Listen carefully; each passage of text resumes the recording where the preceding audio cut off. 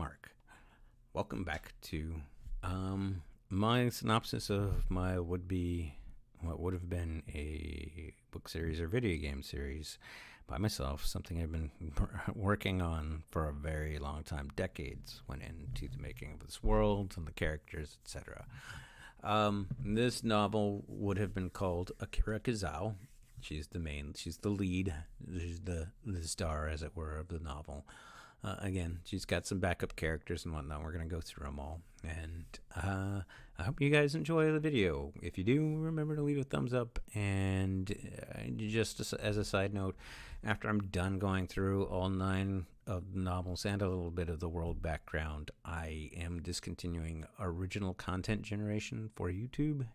So this is pretty much the original content generation at the end here, because I'm borrowing this computer to actually do this project, and once it's done I won't have a computer, so I'm just gonna be doing stuff off the PS5 and my phone, which is how I transfer stuff and highlight stuff in the past. So that being said, let's get on with this. Akira Kizzau. She's kind of unique. The world has been developing for, I'd say, around 40 years. Kizzau is more of a recent character, though, and she's kind of my pride and joy. She's a blight elf, and blight elves have pale skin and perpetual peeling skin, as it were, because they have a condition known as a blight, which isn't really harmful to them because they've existed long enough to make it something that they live in symbiosis with, so they have pretty much the same lifespan as any other elf. It's just they look a little different, and there are some that don't have that sunburned look, and that's because they go through a process of a year in isolation and pretty much a willing coma. When you meet Kizzau, she's actually gone through something like that, and that's gone away. It's not to say that she thinks she's superior to the rest of her race. She's not. They don't even think of it like that. It's like everybody gets along, whether they've purged it from their system or not. She used to be a wither, which is pretty much a ninja. They're information gatherers. They're good at hiding in the shadows and whatnot, and dealing things from behind, as it were, from the shadows. She dual wields 2 dwarf scythes. Those are scythes with smaller blades. Hers are kind of angular. If you've seen me play Minecraft Dungeons, you might get a hint at what those actually look like. If you don't, look at the Nightmare Bites. They're kind of similar in design to those. And she has Shadow Step armor, which is kind of skeletal in nature, but that's just by design. It's not that she's wearing anybody's bones. It's just she made it look like that when she designed it. When she returned from her journey, and she did go to Earth to help retrieve the Dragon God of Loyalty, and once she got back, she found that her body, because she couldn't go there, she could only go there in spirit form, not physical form, had healed from the blight, and she kind of knew what was going to happen. Her skin is pale, and she wears dark gray armor that is almost skeletal in nature. I've already gone over that. She sports 2 dwarf scythes that glow purple and emit smoke to hide her presence. Her parents were in love with earthen films, thus her name. Yes, she's named after Akira Kurosawa. And she was once part of a group that specialized in gathering information, the Withers. However, after returning from Earth, she decided to return to street-level heroics with her wife, Ariane Winterheart. Her usual allies are her wife, Ariane Winterheart, Salia Winterheart, who's Ariane's sister, Gertrude, we'll get to Gertrude, and Pratchett in a little bit. And Gertrude's a llama, Pratchett's her pet dwarf mimic. And my favorite quote from her is, "I used to be a cynic about true love until my wife woke me with a kiss." And that's pretty much true. While playing Minecraft Dungeons, I came upon the idea to create a mascot for my Twitch runs on the game. Before I knew it, Kizzau's story arc developed, and she came to life within the confines of my heroic universe. As the title character, I decided upon a few rules for her and my universe. At the start of her book, it was to be revealed that she had been married for 50 years. In my universe, relationships are set, and while there may be friction, they are not to be broken. Yeah, I don't have relationships get broken or love triangles like that. I get misunderstandings when people are trying to say, "Hey, I like you," but that person actually likes somebody else. That's a different story. You'll find out about that later on. Like Freya's novel, each character is to have an arc of some sort. Kizzau is centered around her mistrust of the group to which she once belonged, the Withers. Her book is an exploration of a family and the lengths they go to stick together. Ariane, Kizzau's wife, is a tad overprotective of Kizzy and spends the first half of the novel showcasing this until it's called out. Also featured are Ariane's sister, Salia, a pet dwarf named Pradgett, and Gertrude Lama that seems to go where she wants. And we'll get to them in a minute. All right. Ariane Winterheart, Kizzau's wife. She's a wood elf. She has a nickname of Leafbane. That comes from my EverQuest days. She's a samurai. We'll get to that. Trust me. She dual wields a long and a short katana, and she has a modern stylized samurai armor. She has long auburn hair, and it's a calling card because wood elves don't typically have a darker shade for hair in my universe. It's more light, but hers is dark auburn. It is a rarity for wood elves. She keeps a serious stance in front of all save her sister, Salia, and her wife, Kizzau. Her armor is unmistakably that of a modern samurai. She refuses to wear any type of armor to cover her head, but does tie her hair back in a bun when adventuring. Ariane learned the way of the samurai in Nagashima, city made up of citizens saved from the atomic bombings of World War II. Rather than tie herself to any one family, she opted to become a Ronin and serve the entire populace of the city. She was drawn away from her steadfast life by Kizzau when the Wither was sent to observe her, but confessed the truth and stumbled over asking out Ari in the process. Her quote is, "Honor and love go hand in hand. You cannot have one without the other."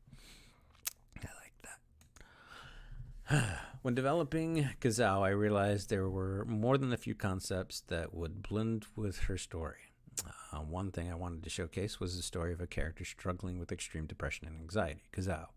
Her inner turmoil and acceptance of herself is the corner of the entire novel. Ariane was conceived as a staunch believer in love and honor. In Kizzau, she found true love and is never shy of telling her wife such. This relationship is one of flexibility and the showcase of how two people stick together no matter the odds. Ariane's story arc is a classic going home scenario as she and Kizzau travel back to Nagashima in search of Ari's sister, Salia. Once there, the Ronin discovers that her former mentor and samurai have followed her exploits and even pledged to serve in her stead over the years. Upon asking Kizzau if they could relocate, her fellow samurai are quick to inform her that she has already made a life with Kizzau. Ari thanks them before being told by Kizzau that she would move anywhere for her. Aww. All right, last of the main three characters, Salia Winterheart. She's a Dawn Warren. Now, you're going to start, wait, isn't she the sister of Ari? Yes, but all Warren used to be elves. That's the thing. We'll get to that.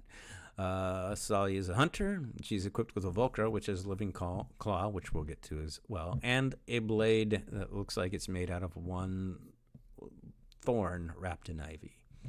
Salia is formerly a wood elf, but was cursed with lycanthropy, and then cured closest to dawn. Thus, she merely has a coat of white fur, claws, fangs, and a mane of gray hair. In other words, she doesn't have the snout or anything that are with Duskwearin. Again, this is two races that actually get along very well with one another and get along with their former elven counterparts. Salia was exposed to a plague that turned many wood elves into werewolves. A cure was found, but if taken at night, the more frontal aspects of the wolf would remain. Taking cure during the day returned elves to a physical form more akin to that once they were. Once cured, Salia trained to become a hunter and wield the mythical weapon of the forest, the Vulcra. Her usual allies are Ari Winterheart, her sister, and Akira Kizzau, her sister-in-law. Her quote is, "Once I broke my own heart, luckily I got off easy with a black eye." And I'll get to that. When designing Salia and her sister, I once had an odd thought about switching their souls. In other words, their souls would have switched bodies. But each character became so unique on their own, I abandoned the concept. And I did. Salia once had a crush on Kizzau, but foolishly acted upon it and kissed her sister's wife. Kizzau was severely offended and punched Salia hard. The resulting black eye and confession to her sister brought scorn for a time. When the novel begins, it starts with Ari and Kizzau seeking Salia, who has gone missing. At the start of the novel, Salia is missing and thought to be still nursing the spurn of her sister's wife. However, Salia has been scouring the aspects, searching for a threat hinted to be around by her friend, the Brimstone Exorcist. And I'll get to Brimstone later on. All arcs would be completed before Ari and Kizzau found Salia, leading to the three to confront one of the most unlikely villains in the series, Mr. Mark Twain. Yup. Afterwards, Salia begs forgiveness and agrees to return to the core aspect to help the couple patrol the streets. And lastly, Gertrude and Pratchett. Gertrude, if you followed me on Twitch, that's twitch.tv/Geekanomicon, you know I play with llamas in Minecraft Dungeons, and one of them's named Gertrude, kind of the mascot of the channel. Alongside Kizzau and her family, there are two beings that follow them about. One, a llama named Gertrude, is actually a fixture throughout most of the novel. She appears to be a bit of comic relief and sometimes lend a very helpful headbutt or forceful spit. Yep. She has dark tan fur and refuses to let anyone ride her. Seemingly, she is an excellent judge of character. Many have used this to gauge whether a person is a good character or not. And Pratchett. Pratchett is only in this novel. That's because Pratchett is the pet of Kizzau and Ari. The other being is only present within the confines of Akira Kizzau novel, a dwarf mimic named Pratchett. The pet is indeed a nod to the author of Discworld and the luggage created therein. However, Pratchett is more the size of a small dog. Yeah, very small for a mimic. And that its off branch is small. And they're kind of a domesticated type of mimic. Pratchett loves Kizzau and Ari, but gives Salia no end of trouble. Yep. Was present when Salia punched Salia. He loves fish and does indeed play a key role in the story, playing dead at a crucial moment. Yep. That's my dwarf mimic named Pratchett. And that's it. That's it for Akira Kizzau. I will be back soon with the next one, which is going to be a lovely lady by the name of Pacific Misfit. I'll see you guys in the near future. Thank you for watching, and I'll see you soon.